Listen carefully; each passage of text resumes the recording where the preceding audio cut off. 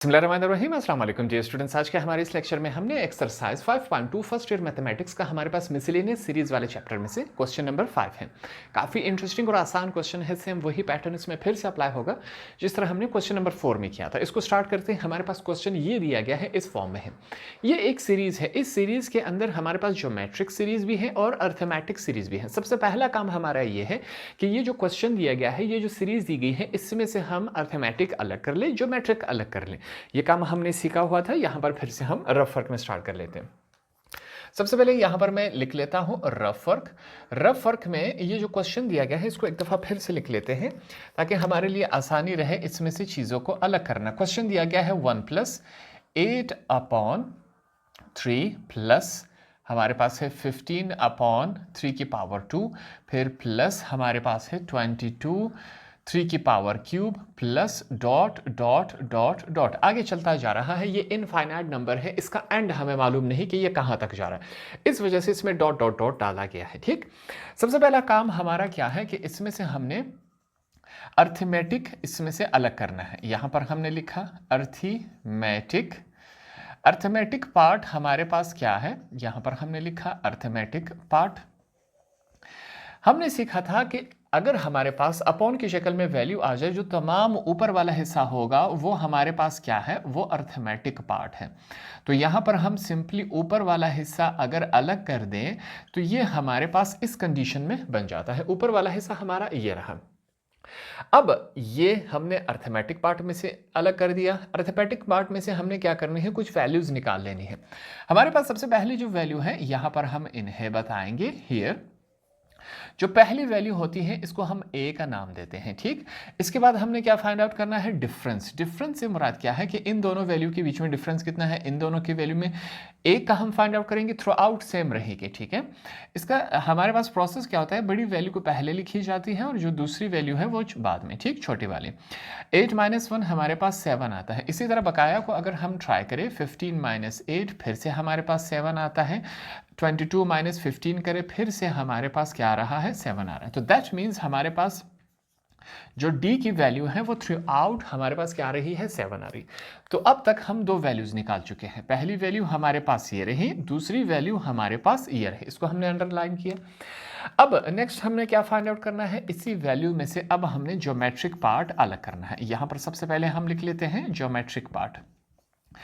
यही जो क्वेश्चन दिया गया है इसमें से जो हमारे पास अपॉन की शक्ल में जो नीचे वाली वैल्यू है वो तमाम हमारे पास क्या है, ज्योमेट्रिक पार्ट है।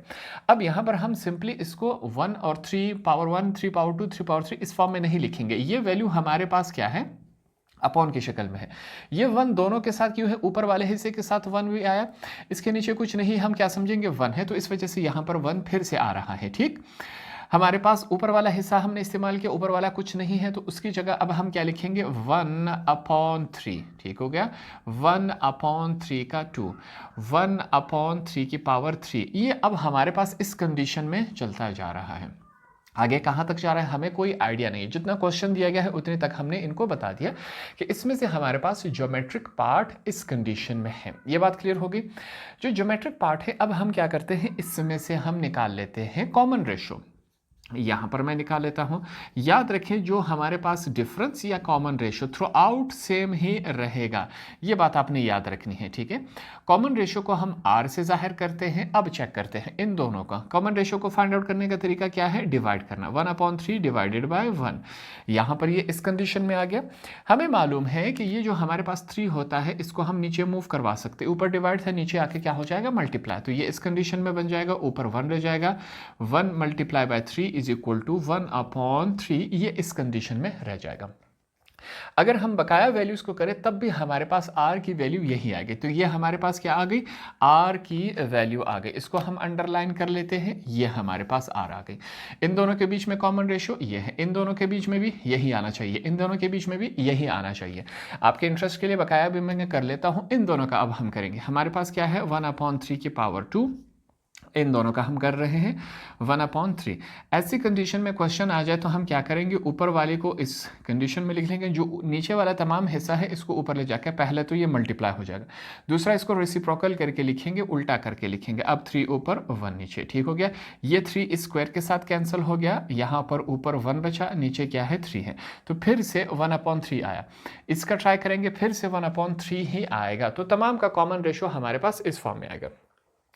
अब वापस आते हैं क्वेश्चन की तरफ। हमने कुछ वैल्यूज निकाले, यहां पर सबसे पहले हमने सॉल्यूशन लिखा। सॉल्यूशन में हमने क्या किया, सबसे पहले हमने अर्थमेटिक पार्ट अलग किया। अर्थमेटिक पार्ट हमारे पास 1 + 8 + 15 + 22 अप टू सो ऑन जाता जा रहा है, इसका एंड हमें मालूम नहीं है। फिर हमने क्या किया, जो हमारे पास ज्योमेट्रिक पार्ट है इसमें से हमने ज्योमेट्रिक पार्ट अलग कर दिया। ज्योमेट्रिक पार्ट हमारे पास 1 + 1/3 + 1/3 की पावर 2 + 1/3 की पावर 3 + डॉट डॉट डॉट, ये कुछ इस कंडीशन में बन रहा है। तो हमने सिंपली काम किया, अपने लिए आसान किया, हमने ज्योमेट्रिक और अर्थमेटिक पार्ट को अलग अलग कर लिया। यहाँ पर हमने इसका पैटर्न सीखा कि इसको किस तरह अलग किया जा सकता है। उसके बाद यहाँ पर हम कुछ वैल्यूज लिख लेंगे जो हमने वहाँ पर निकाल ली थी। हम लिखेंगे हेयर ए की वैल्यू हमने क्या निकाली, ए की वैल्यू हमारे पास 1 आ गई थी। इसके बाद डी की वैल्यू डिफरेंस हमने निकाला था 7 आ गया था।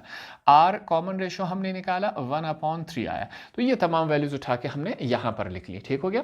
इसके बाद यहाँ पर फिर से हम इन्हें बताएंगे कि अब हमने एक फार्मूला इस्तेमाल करना है, उसके लिए बाय यूजिंग फार्मूला। अब यहाँ पर हमने फार्मूला इस्तेमाल करना है, वो फार्मूला हमें ज़बानी याद है। उस फार्मूले को फिर से जो हमने पिछले क्वेश्चंस में यूज़ किया था, इसको एक दफ़ा फिर से लिख लेते हैं। फार्मूला कुछ इस कंडीशन में है, Sn = सबसे पहले 1, नीचे क्या है 1 - r प्लस है, फिर से d और r, नीचे क्या है 1 - r है, ये हमने लिख लिया।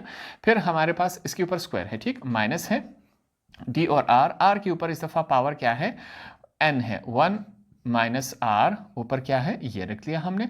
फिर से माइनस की वैल्यू है, आगे वाला जो है हम ब्रैकेट में लिख लेते हैं 1 + n - 1, फिर से d यहाँ पर लिख लिया और r n, ये हमने यहाँ पर 1 - r, ये तमाम हमारे पास क्या है एक फार्मूला है। इस फार्मूले में हमें d और r ही नज़र आ रहा है। d और r की वैल्यू हमने फाइंड आउट की, सिंपली ये वैल्यूज उठा के इसमें से हमने पुट कर लेनी है। तो यहाँ पर फिर से लिखेंगे पुटिंग वैल्यूज। वैल्यूज को पुट करने के बाद देखते हैं ये क्वेश्चन किस कंडीशन में कन्वर्ट हो गया। सबसे पहले Sn = 1 माइनस लिखा, r की वैल्यू हमने फाइंड आउट की जो कि हमारे पास क्या है 1/3 ही है, हमने यही वैल्यू लिख ली, ठीक हो गया। इसके बाद प्लस का साइन है, हमने प्लस का साइन लगाया। d की वैल्यू डिफरेंस हमारे पास 7 है, 7 लिखा हमने। इसके बाद हमारे पास r की वैल्यू को हम अलग कर लेते हैं जो कि हमने निकाली थी 1/3, ठीक हो गया, r की जगह उसकी वैल्यू।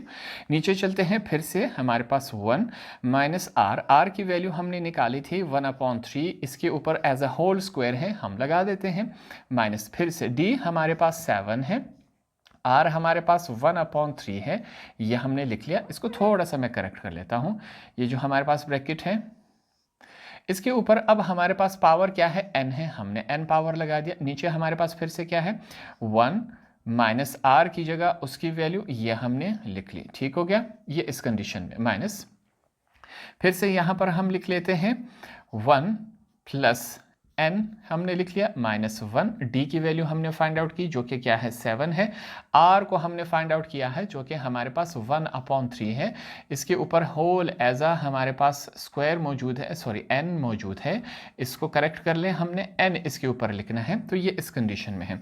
नीचे हमारे पास फिर से क्या है 1 - r की जगह उसकी वैल्यू हमने पुट कर दी। तो तमाम वैल्यूज पुट करने के बाद ये कंडीशन इस फॉर्म में बन चुका है। अब सिंपली हम क्या कर लेते हैं, ये जो सॉल्व हो रहा है इसको थोड़ा सा सॉल्व कर लेते हैं। यहां पर 1/3 नीचे अगर हम चेक करें 1 - 1/3, ये तमाम एक ही कंडीशन में। हम क्या कर लेते हैं, एक को सॉल्व कर लेते हैं ताकि हमारे लिए तमाम इजी रहे। 1 - 1/3, ये कुछ इस कंडीशन में है, ठीक हो गया। इसके नीचे क्या है 1 है, हमने 1 लिख लिया। इसको सॉल्व करते जाएंगे, 1 और 3 का एलसीएम लेंगे तो 3 बन जाता है। 1 का टेबल कहां तक पढ़े कि 3 आ जाए, 3 तक, 1 3s are 3, ऊपर पहले से क्या मौजूद है 1, बीच में माइनस का साइन है, 3 का टेबल कहाँ तक पढ़े कि 1 आ जाए, 3 1 जार 3, ऊपर क्या मौजूद है 1, इसके साथ मल्टीप्लाई होगा, ये इसका प्रोसेस है, 3 multiply by 1 3 minus 1 multiply by 1 1, नीचे 3 है, 3 में से 1 चले गया 2, नीचे क्या है 3 है। तो अब जहां पर भी हमारे पास ये वाली वैल्यू आ जाए, इसकी जगह हम ये लिख सकते हैं, क्यों, इसको सोल्व किया जाएगा तो इसका आंसर हमारे पास 2/3 आ गया। तो दैट मीन्स इन तमाम की जगह अब हम क्या लिख सकते हैं, 2/3 ही लिख सकते हैं। यहां पर यह बात याद रखनी है, 1/3 की जगह नहीं, 1 माइनस 1/3 की जगह हम 2/3 लिखेंगे, इस बात को आपने याद रखना है। इस कंडीशन को सॉल्व कर लेते हैं, हमारे पास ये क्या फॉर्म बना रहा है, फिर से हम लिखेंगे यहाँ पर Sn इज इक्वल टू, मैंने लिखा 1 के नीचे हमारे पास, इसको सॉल्व किया तो हमारे पास वैल्यू क्या बनी 2/3, ये हमने लिख लिया, फिर से प्लस ये जो 7 है 1 के साथ मल्टीप्लाई हो रहा है तो ये बन जाएगा 7/3, ये कुछ इस कंडीशन में, इसकी जगह हम लिखेंगे 2/3 होल का स्क्वायर माइनस 7, फिर से 1 के साथ मल्टीप्लाई हो जाएगा, 7 1 जार 7, नीचे क्या है 3 है, ये जो n है वो पहले 1 के साथ भी लगेगा, ये n 1 का भी था और 3 का भी था, हम डायरेक्ट कर रहे, 1 के साथ n नहीं लगेगा, पावर नहीं आ सकती, ठीक है, सिंपली हम 3 के साथ ही लगा लेंगे इस पावर को, 1/, इसकी जगह हम फिर से क्या लिखेंगे, इसकी वैल्यू जो हमने सॉल्व करके निकाली थी ये हमने लिख लिया, माइनस फिर से ब्रैकेट लगेगा, इसको भी सॉल्व कर लेते हैं, 1 प्लस 7 को n के साथ मल्टीप्लाई करवा लिया जाए तो 7n plus minus minus 7 1 jar 7, तो ये इस कंडीशन में 1/3 है, इसको फिर से हम लिखेंगे 1/, नीचे क्या है 3 के ऊपर पावर हमने n लगा दिया, इसकी जगह फिर से 2/3, क्वेश्चन कुछ इस फॉर्म में कन्वर्ट हो चुका है, ठीक। अब अगर हम यहां पर चेक करें तो डिवीजन का डिवीजन, उसका डिवीजन, फिर उसका डिवीजन है, ऐसी कंडीशन में हमारे पास एक प्रोसेस है, उसको कर लेते हैं, ये क्या है इसको सीख लेते हैं। हमारे पास सबसे पहले मैं लिखूंगा Sn इज इक्वल टू, ऊपर वाला हिस्सा इसको सेम एज इट इज लिखेंगे, ये वाली वैल्यू ऊपर जाके मुकम्मल वैल्यू ऊपर जाके सबसे पहले क्या हो जाएगी मल्टीप्लाई, पहला कंडीशन। दूसरा क्या है कि इसको हम रेसिप्रोकल करके लिखेंगे, उल्टा करके लिखेंगे, पहले 2/3 था अब 3/2 बन जाएगा, ये इसकी कंडीशन है, तमाम के ऊपर हम अप्लाई कर लेते हैं। प्लस यहां पर पहले से क्या मौजूद है 7/3 मौजूद है, इसको ऊपर ले जाके मल्टीप्लाई के बाद इसको उल्टा करके लिखेंगे तो ये हमारे पास इस कंडीशन में बन जाएगा। अभी तक इसके ऊपर स्क्वायर बाकी है, माइनस का साइन है, फिर से हम लिखेंगे 7/3 की पावर n, यहाँ पर इसके साथ हम मल्टीप्लाई करेंगे, यहाँ पर फिर से इसको ऊपर जाकर मल्टीप्लाई होगा, उल्टा करके लिखेंगे 3/2, इसके ऊपर हमारे पास पावर 2 अभी तक मौजूद है। इस वाले हिस्से को हम सॉल्व कर लेते हैं। सबसे पहले हम क्या लिख लेंगे 7n मैंने लिख लिया, -7 में से 1 कैंसिल हो गए तो -6 रह जाता है। फिर से इस वैल्यू को ऊपर ले जाके ये मल्टीप्लाई हो जाएगी, फिर से ये डिवीजन, उसका भी डिवीजन है, तमाम के ऊपर यही कंडीशन अप्लाई हो रही थी, तो ये 3/2 ये इस कंडीशन में आ गया। 1/3n यहाँ पर मौजूद था, इसके साथ क्या करेंगे, अगर हम नीचे वाली वैल्यू को ऊपर ले जा सकते हैं तो ऊपर वाली वैल्यू को भी नीचे ले आ सकते हैं, सिंपली इस वैल्यू को 3n को हम नीचे ले आएंगे, तो ये हमारे पास 3n कुछ इस कंडीशन में बन जाएगा। 1 कहाँ गया, 1 इसके साथ मल्टीप्लाई करें वही वैल्यू ही आ जाती, तो इस तरह 1 भी हमने इसको सॉल्व कर लिया। अगले स्टेप में हम क्या करेंगे, ये जो स्क्वायर्स हैं इन स्क्वायर्स को हम सॉल्व कर लेते हैं, देखते हैं ये क्या फॉर्म बना रहा है। सबसे पहले फिर से हम लिखेंगे Sn is equal to 3 multiply by 1 3, नीचे क्या है 2 है, प्लस लिखेंगे 7/3 मल्टीप्लाई हो रहा है, 3 का स्क्वायर क्या होता है 9, नीचे क्या है 4 है, ये इस कंडीशन में कन्वर्ट हो गया, माइनस का साइन है, फिर से 7, नीचे क्या है 3n मल्टीप्लाई बाय 3 का स्क्वायर क्या हो गया 3 3 जार 9 2 2 जार 4, ये इस कंडीशन में है, माइनस ये वाली वैल्यू को चेक कर ले, ये 3 ऊपर वाले के साथ नीचे वाला नीचे के साथ मल्टीप्लाई हो रहा है, तो इसको हम लिख सकते हैं इस कंडीशन में 7 9 -6 मल्टीप्लाई बाय 3, नीचे वाली कंडीशन को हम लिख लेंगे 2 मल्टीप्लाई बाय 3n, ये कुछ इस कंडीशन में कन्वर्ट हो जाता है। यहाँ तक चीज़ें क्लियर हो गई। अब कुछ कैंसिलेशन जो हो रही है वो कैंसिलेशन हम करवा लेते हैं। फॉर एग्जांपल हमारे पास क्या कैंसिलेशन हो रही है, यहाँ पर चेक करें, इसको हम कैंसिल करवा लेते हैं, ये 3 1 जार 3 3 3 जार 9, 3 इसके साथ मल्टीप्लाई होगा, 1 इसके साथ मल्टीप्लाई होगा, तो ये जो मल्टीप्लिकेशन है सबसे पहले इसको करवा लेते हैं। हमारे पास S N is equal to इस तरफ 3/2 प्लस 7 3 जार 21, नीचे हमारे पास क्या रह गया 4 मल्टीप्लाई बाय 1 4। आगे चलते हैं, इन दोनों को अगर हम मल्टीप्लाई करवा लें तो ये हमारे पास क्या फॉर्म बना रहा है, इसको चेक कर लेते हैं। हमारे पास क्या है 7, मैंने 7 यहाँ पर लिख लिया, पहले से माइनस का साइन है।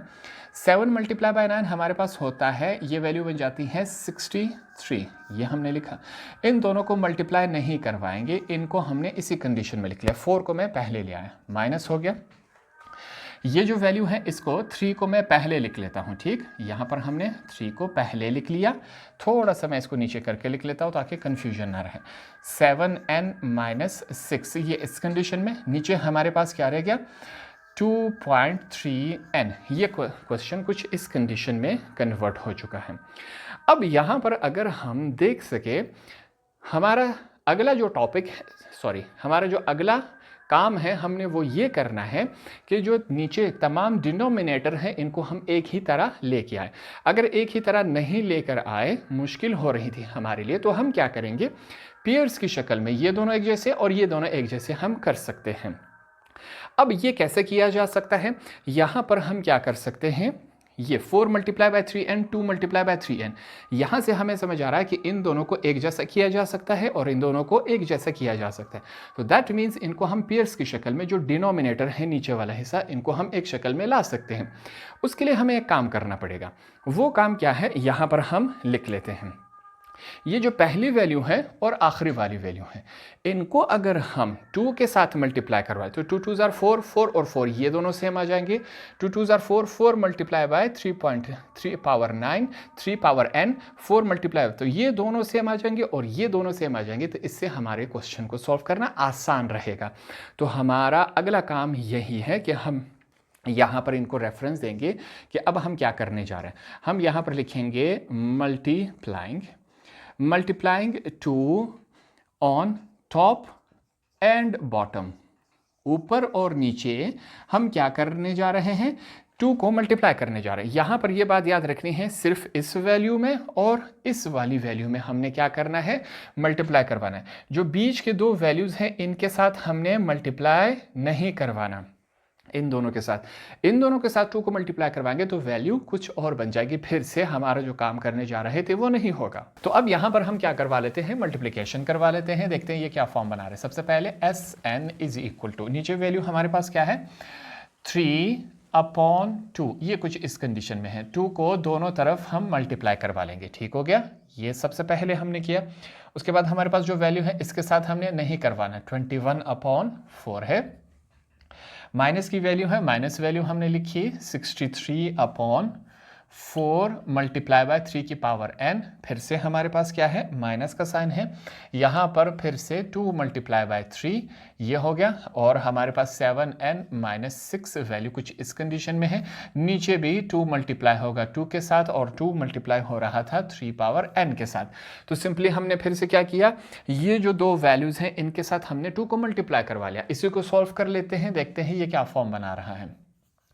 Sn इज इक्वल टू 3 2 जार 6, नीचे क्या बच गया 4, प्लस 21/4 माइनस, ये देखते हैं 63/4 मल्टीप्लाई बाय 3 की पावर n माइनस 2 3 जार हमारे पास क्या होता है 6, 7n माइनस 6, ये इस कंडीशन में 2 2 जार 4 मल्टीप्लाई बाय 3 की पावर n, ये हमने कर लिया।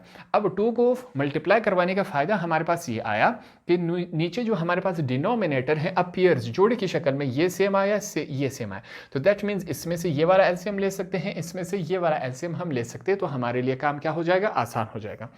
यहाँ पर यही काम कर लेते हैं। अब देखें Sn इज इक्वल टू, इन दोनों में एलसीएम हमने 4 लिया। 4 का टेबल कहाँ तक पड़े कि 4 आ जाए 1 तक, यहाँ पर 1 आएगा। 1 मल्टीप्लाई बाय 6, हमारे पास 6 ही आता है, ठीक। 4 का टेबल कहाँ तक पड़े कि 4 आ जाए, 4 1 जार 4, 1 मल्टीप्लाई होगा 21 के साथ, 1 मल्टीप्लाई बाय 21 ही आता है। तो ये दोनों इस कंडीशन में कन्वर्ट हो गए। यहाँ पर चेक करें, मैं प्लस का साइन लगा लेता हूं। ठीक, मैंने प्लस का साइन क्यों लगाया? ये जो माइनस है वो 63 के साथ चला जाएगा। ठीक, इस बात को समझे, ये माइनस साइन इसके साथ चला जाएगा, ये इसका हो गया। तो अब यहां पर हम देखते हैं हमारे पास इन दोनों में एलसीएम क्या आया, वही हमारे पास एलसीएम है 4 मल्टीप्लाई बाय 3 की पावर n, दोनों सेम है, ये हमने लिया।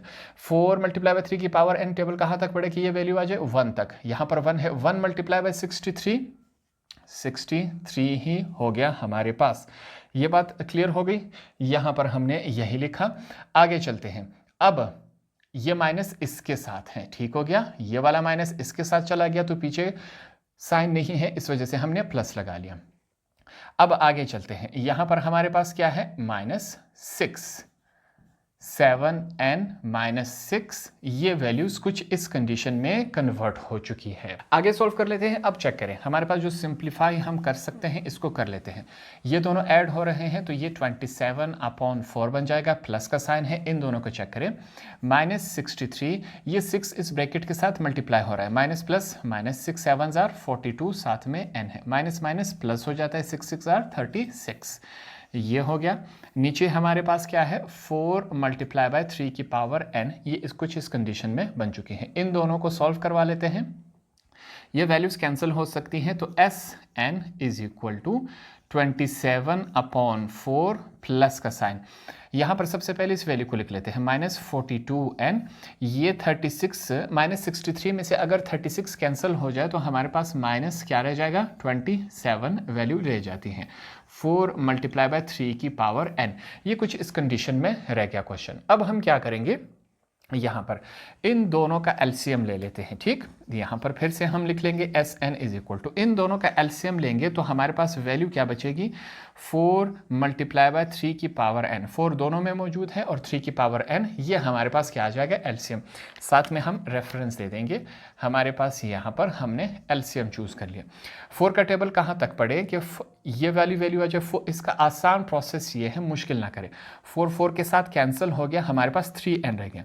तो सबसे पहले जो ऊपर वाली वैल्यू है वो लिख लेते हैं, 27 मल्टीप्लाई बाय, ठीक, 4 के साथ कैंसिल हो गया, ये वाली वैल्यू रह गई, इसको हम लिख लेते हैं।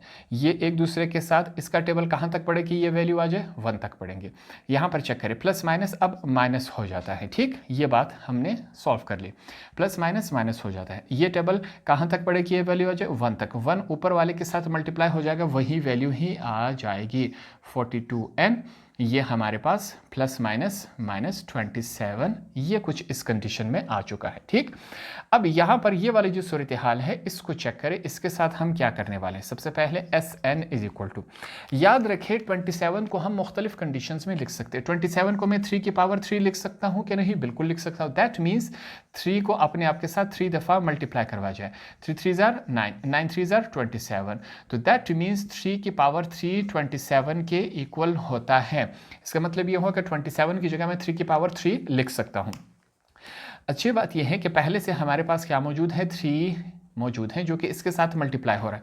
तो इस तमाम वैल्यूज़ को मैं लिख लेता हूँ 3n + 3 या 3 + n + 3 इसको लिख लेते हैं। ठीक है, ये 3 इसका हो गया और ये 3n का भी है, दोनों को हमने इकट्ठा रखा। 3 की पावर 3 मीन्स 27 और 3 की पावर n, इसका मतलब ये हुआ। तो इन दोनों को हमने एक साथ लिखा, पीछे वैल्यू 42n - 27 और नीचे 4 मल्टीप्लाई बाय 3 की पावर n, ये हमारे पास कुछ इस कंडीशन में सॉल्व हो गया। तो इस तरह हमने ये वाला जो क्वेश्चन नंबर 5 है, आसान और सिंपल तरीके से इसको सीखा और समझा। होप आपको ये वाला क्वेश्चन भी आसानी से समझ आ गया होगा।